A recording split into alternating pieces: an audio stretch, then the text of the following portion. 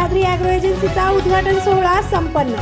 वसमत तालुक्यातील रांजणा येथील प्रगतशील शेतकरी म्हणून परसराम कुंडलिकराव देशमुख यांची ओळख आहे। तसेच शेतीला पूरक व्यवसाय असावा म्हणून हयातनगर फाटा येथे त्यांनी सह्याद्री ॲग्रो एजन्सी दुकानाचे उद्घाटन वसमत तालुक्याचे भाग्यविधाते आमदार राजूभैया नवघरे यांच्या हस्ते आज दिनांक 22 ऑक्टोबर 2025 रोजी सकाळी 3:11 वाजता मोठ्या थाटामाटामध्ये व उत्साहामध्ये साजरा करण्यात आला।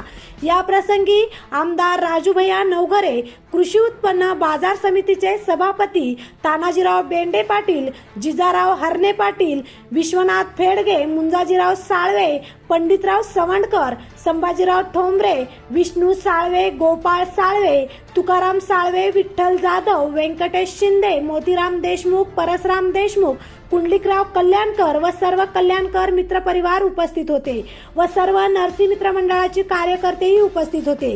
N24 तास साठी बालाजी पांचाळ, वसमत।